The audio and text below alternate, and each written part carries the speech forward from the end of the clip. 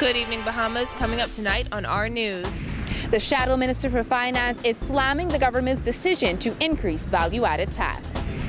Another look at how the government's sliding scale taxes are expected to impact local gaming houses. Legislation passes to help military and police officers become homeowners. Celebrating World Oceans Day. Plus, Rev makes a splash at the Bahamas National Swimming Championships.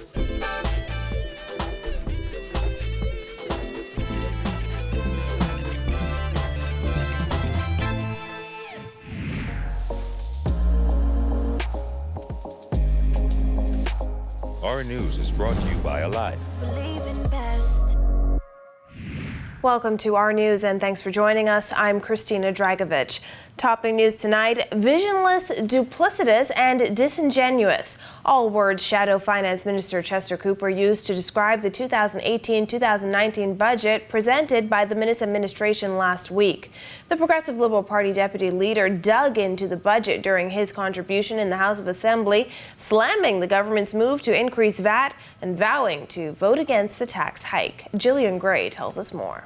Incredibly flawed, duplicitous, and ill-conceived. That's how the deputy leader of the opposition described the government's decision to raise value-added tax. The Shadow Minister for Finance said he is against the increase and added that the reasoning behind the government's move is not supported by enough data. Let the record reflect that I believe the increase in VAT is unjustified at this time. I believe the increase is meant to take effect much sooner than the business community and the public can adjust. No consultation with civil society and social partners. I believe that there's a lack of peer-reviewed research and available data to bear out the government's revenue projections. And I believe that adding ill-conceived exemptions will likely lead to more fraud, more inefficiency, and increase the cost of doing business and a spike in the price of consumer goods. Cooper added that the increase is too steep, too quick, and is a bad idea. He called the tax lazy, predatory in nature, and said nothing can make the move easier to swallow. The timing is incredibly bad strategy, Mr. Speaker. With the increasing oil prices and this spike in taxes, this is a perfect storm to send the economy into a nosedive. The VAT hike has been criticized by the church, the business community, and FNM MPs Frederick McAlpine and Reese Chipman, who both went against their party's decision, claiming the move is not in the best interest of Bahamians. Maintaining that the move will be bad for the economy, Cooper said the increase is recessionary. The Bahamian people will not easily forget how this administration put their future in jeopardy. But what is even more egregious than this tax grab, Mr. Speaker, is as I keep alluding to the lack of plan to spur economic growth, this remains true today. The budget is recessionary, and it's inflationary in its very nature. Are they merely debt managers and bean counters on that side? The minister said he foreshadows a contraction in the Bahamian economy and accused the government of being arrogant and untrustworthy. Cooper also echoed the cry from the Bahamas Chamber of Commerce and many other community groups who wonders why the government did not have public consultation before making the change. Is this how we disregard the private sector? How we treat our partners? We must get this right if we are to avoid a contraction in spending, contraction in revenues, and a contraction in our economy. I'm afraid that this is what will happen on this current path. Now again, Cooper said the move to increase value-added tax is a bad move for the economy and said he will be voting against it. Reporting for our news, I'm Jillian Gray. Full accountant and political analyst Philip Galanis says he believes government is trying to drive gaming operators out of business with its new sliding scale tax proposal. Jared Higgs tells us more. It's an assault from all fronts, according to accountant Philip Galanis. During an appearance on the RTV program On the Record, Galanis accused the government of trying to drive gaming operators out of business. Besides the proposed implementation of a new sliding tax scale that could see the highest earners paying a 50% tax rate, Galanis says a tax on consumers makes government's intention clear. the government has also imposed a 5% tax on deposits of account holders. That's patrons who go into the gaming operation. So you're taxing me for playing? You're taxing you before you even do anything. Before you do anything, you have to take, you get a 5% tax. And so that has got to be wrong. I mean, so what the government is doing essentially is saying that we don't really want you to participate in this activity. That's the first thing. So they're attacking this industry at that point, at the input point. Galanis predicts that a tax on the top end of earners in the industry will have a destructive impact. I want Bahamians to understand this. The tax currently is either the higher of 25% of EBITDA, that is the earnings, interests, and tax, 25% of that, or 11% of adjusted gross revenue. Adjusted gross revenue is the total winnings minus the cost of those winnings. And so and it's the higher of those two. What they're saying is that we're going to move that from 11% to 50% at the top end. And that is going to reap untold havoc on the industry. CEO of the Bahamas Gaming Operators Association, Kershan Major, has questioned the data government is relying on in making its decisions. Galanis says based on the proposals laid out in the budget, half of operators will have to shut their doors. If they've looked at the numbers and they say that this is equitable, what they're saying it's equitable to put these people out of business. I suspect that you're going to find about 3, maybe 4 or 5 of these operators out of businesses if this tax is allowed to persist. In addition to which, the prognostication is that there'll be 2,000 jobs, 2,000 persons laid off. Well, the industry now only has 3,000 persons working in it. It's directly working in the gaming industry. And so what you're going to do is effectively to reduce the industry by 67%. That's got to be wrong. Reporting for our news, I'm Jared Higgs. Thanks, Jared. You can catch Galanis' full comments on the rebroadcast of On the Record with Jerome Sawyer this Sunday after our news weekend. And as government works to pass a budget that will eliminate value-added tax on all breadbasket items except sugar, business leaders are pointing out that the elimination may not have the intended cause if retailers and wholesalers are stuck with the bill. Bahamas Chamber of Commerce and Employers Confederation CEO Edison Sumner says government has the power now to protect the business community by not only eliminating VAT on specific items, but making them zero-rated. When it comes to the elimination of VAT on breadbasket items, our suggestion was that we shouldn't see an elimination of VAT. What there should be is a zero-rated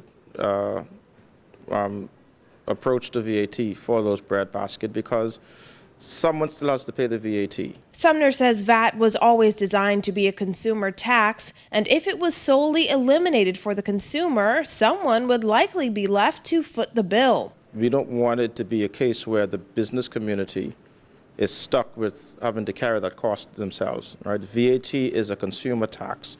It is supposed to pass through the business, ultimately paid by all of us who are consumers. If it is going to be where they are going to make it exempt from the consumer, but the wholesaler or the retailer still has to pay VAT on the purchase of those items, someone is going to get stuck with that bill. Government last week announced it would eliminate VAT on all breadbasket items except sugar beginning August 1st. Breadbasket items include butter, cooking oil, mayonnaise, grits, cheese, corned beef, evaporated milk, margarine, rice, flour, bread, tomato paste, baby formula, soups, broth, baby food, condensed milk, soaps, fresh milk, and mustard. Finance Minister Peter Turnquest has said the government will continue to add to that list. Sumner says making those items zero-rated would have the best impact across the board. There should not be an exemption to VAT. Perhaps they can offer zero rate so that those who have to purchase the product that the consumer repurchases from them would have an opportunity to recover that VAT that they would have spent on those products. So the approach would be not to make it exempt, but to make it a zero rate for those in the industry. Earlier this week, Turnquest confirmed to Tribune Business that breadbasket items would be zero-rated. In other news, the Access to Affordable Homes Bill 2018 was debated and passed in the Senate this morning.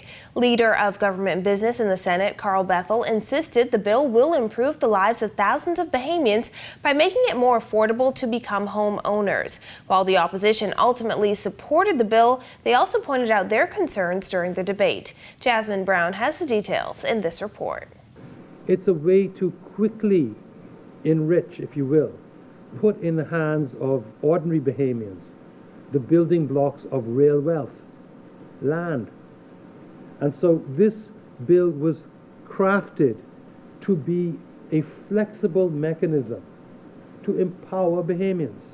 Bethel says while the bill will benefit every Bahamian, it is especially important for those who serve their country. We will seek to have a broad range of persons. Police officers have the opportunity, Defense Force officers to have the opportunity, nurses, teachers.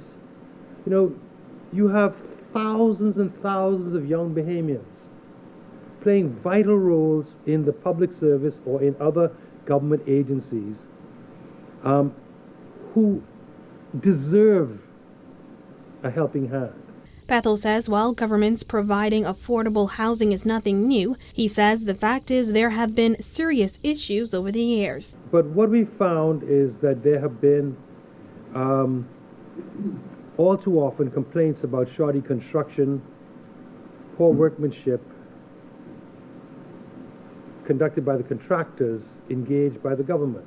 In January, Prime Minister Dr. Hubert Minnis revealed his administration's plans to offer extremely low-cost lots to potential first-time buyers. Dr. Minnis tabled the Access to Affordable Homes Bill 2018 in the House of Assembly earlier this month. The bill seeks to promote greater access to affordable homes through the grant of certain exemptions for the building of homes on land situated within a government-owned subdivision. It will enable applicants to be able to enjoy exemption from customs duties and excise tax on the imports of any and all materials necessary for the construction of a dwelling on the land. The bill says this would apply for a period of 2 years from the date of the approval from the minister or within the extended period. The legislation will also provide for a resumption of title by the Minister of Housing and possible equal restitution should a person fail to complete a home within the specified period, and will provide for offenses and penalty.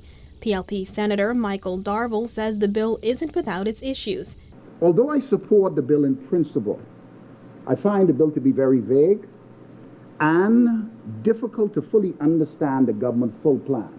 I believe that as you begin to implement it, you should become more transparent so that individuals could get a better understanding of the entire process, not the fact that there is duty-free concessions for those who have the lots, but also to be able to tell us exactly how you intend to distribute the lots. Despite their apprehensions, all opposition senators present voted in favor of the bill. Reporting for our news, I'm Jasmine Brown. Progressive Liberal Party Senator Michael Darville calling on the government to be more transparent concerning the restructuring of Bahamas Power and Light. Darville made the comments in the Senate this morning as senators debated the Electricity Amendment Number Bill 2018. Darville says with the absence of the new board's management plan, the opposition simply cannot support the government since it does not know what it is doing. There's still much more work to be done at the corporation, and we are calling on the government to be very transparent in these matters concerning what is happening at BEC and what BPL is doing. If they are looking for the opposition's support in their efforts through the restructuring exercise that must take place at the corporation. Just yesterday, BPL chairperson Darnell Osborne revealed that more than 200 employees are expected to take the voluntary separation packages being offered by Bahamas Power and Light as it moves to reduce its staff complement and introduce automated services. Darville says the former Christie administration put in motion plans to restructure BPL. We on this side, who have served in cabinet before, understand very well the financial challenges that the corporation is facing and know about the existing debt at BEC. Our last administration met this debt in place, and much of what we did to try to restructure the company to address most of the outstanding debt. Most of it is basically fuel bills. Nonetheless, we completed the restructuring exercises at BEC and worked hard to ensure that the corporation had a better management team in place. The bill has already been passed in the House of Assembly. Still to come on our news, a pop-up farmers market visits the Anglerston community, plus celebrating World Oceans Day. The details and more when our news returns.